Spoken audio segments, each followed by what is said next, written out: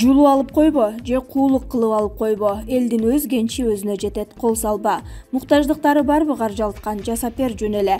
Мисалга мындан баратканда Кочкор ата, Ноокен өзгө ноокат кадам жайга айланып өтмө жол салып бер. Мал базар күндөрү машина эмес жубадан баса албай калат. Лейлекте алыштан түшкөн суу лейлек элин өзүнө жетпейт. Тажик өзбек бөлүп алып коет. Кыргыздан чыккан суу кыргыздын өзүнө жетпейт. Ушуга окшогон таалуу нерселер Жети Дубандын ар жеринде бар. Өз турмуш шартына өтө ылайыксыз кыжаалат нерселери толо. Ошонун баарын жергиликтүү эл өзү айтып чыгып оңдош керек. Өз ордунда тириликтерин ылайыкташтырышы керек. Өйдө тартсаң өгүз өлгөн, ылдый тартсаң араба сынган заман жок азыр. Кыргызды колунда барың менен, колуңда жогуң менен колдо. Ошол турган турушуң менен эле колдо, жүрөгүң менен колдо. Мындан өткөн колдоо жок. Ар бир бөпөгө чейин кыргызды колдой алат. Кыргызды ар бир кыргыз жүрөгү менен көтөрөт, өзүнө каалаган жакшылыкты муктаж кишиге жасоо менен көтөрөт. Садыр келди, Садыр ар бир кыргызга жакшылык кылат. Чолпонбек Абыкеев бүгүн Садыр Жапаровду баары биригип кекиртектей башташты. Коррупционерлерди кустурабыз, баарын жок кылабыз деп кыйкырып койсоңор эле, коррупционерлер коркуп кетип жеп ичкенин кайра казынага кайтарып, кайтарбаганы качып баары оп-оңой бүтөт деп ойлодуңар беле?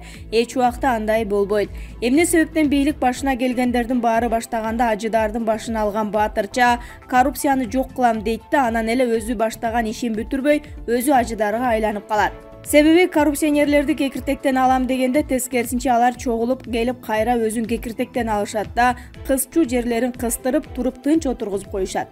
Маселен, Жээнбековду ошентип эле отургузуп коюшкан, болбосо жакшы эле баштабады беле. Анан эле факты жок дегенден башканы билбей эсуодо. Бүгүн Садыр Жапаровду баары биригип кекиртектей баштады. Укмуштарды ойлоп чыгарышууда, баш мыйзамды өзгөртөлү дегенден чоң шылтоо кылышууда, Текебаевге окшогон машыккан чоң артистин астыга кое беришти.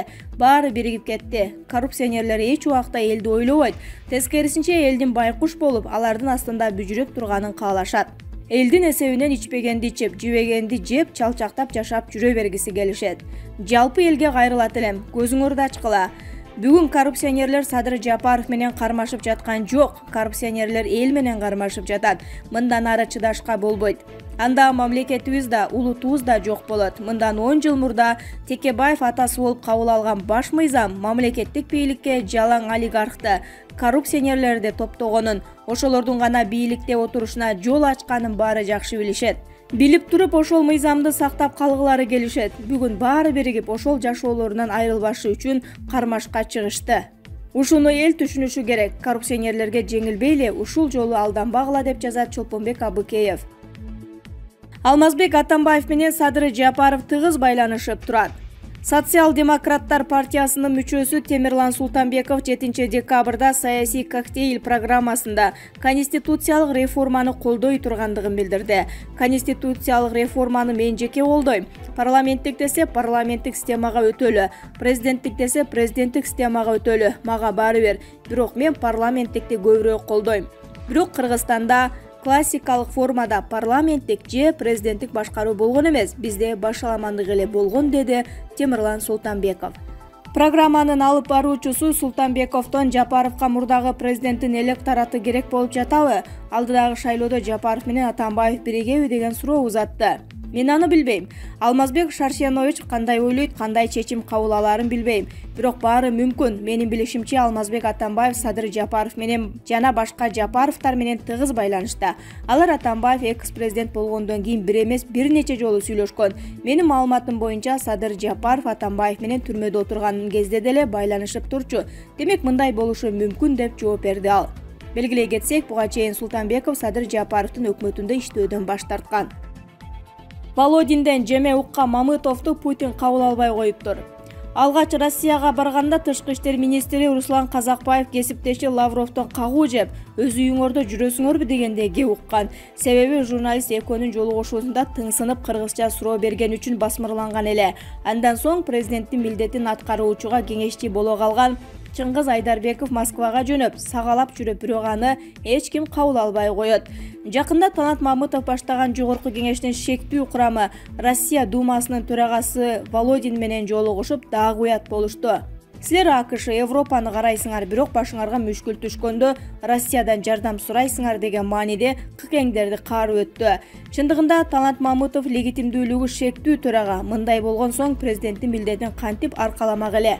Россияга коштоп баргандардан Алтынбек Сулаймановдон башкасы жүрөк жылытпайт. Гүлшат Асылбаева, Айсулуу Мамашева, коммерсанттар болсо, Өмүрбек Бакиров, Айтулуу Алмамбет Анапияевдин өкүл баласы Айтор ушул сыяктуу күмөндүүлөр жогорку кеңештин курамына жармашып алышып, Володиндин астында билмексен болуп отурса, анан жарытылуу сөз угушмак беле. Баса Мамытовду иш жүзүндө Путин кабыл албай койгону айтылды. Кыскасы кечээ дүйнөгө аты чыккан бабалардын мурасын учурдагы булганган чимкириктер жер менен жексен кылгандай болушту деп жазат Азия News. Али Токтакунов: Матраимовдун АКШнын кара тизмесине кириши менин жеңишим. Азаттык үн алгысынын мурдагы журналисти Али Токтакунов АКШ бажы кызматынын төрагасынын мурдагы орун басары Райымбек Матраимовду Магнитский акты тизмесине киргизгендигине байланыштуу Facebook баракчасы аркылуу кайрылуу жолдоду. Өз кайрылуусунда Али Токтакунов кыргыз бийлигине АКШнын санкциясынан кийин Райымбек Матраимовдун мыйзамсыз мүлктөрүн, банктагы эсептерин мамлекетке кайтарууга зор мүмкүнчүлүк ачылганын айтты. Мындан сырткары бул жеңиш журналисттердин кыргыз элинин жана маркум Эгизбаевдин жеңиши экенин кошумчалаган. Матраимов уурдаган миллиондорду кайтарууга жол ачылды. Бул кыргыз бийлиги үчүн чоң белек, шпаргалка. Эгер чын дилден коррупцияга каршы күрөшүп элдин ырыскысын кайтартып келем десе, деген билдирүү калтырган Токтакунов. Текебаев: Мирлан, баарын өзүң билесиң, кылмыш жоопкерчилигине тартыласың.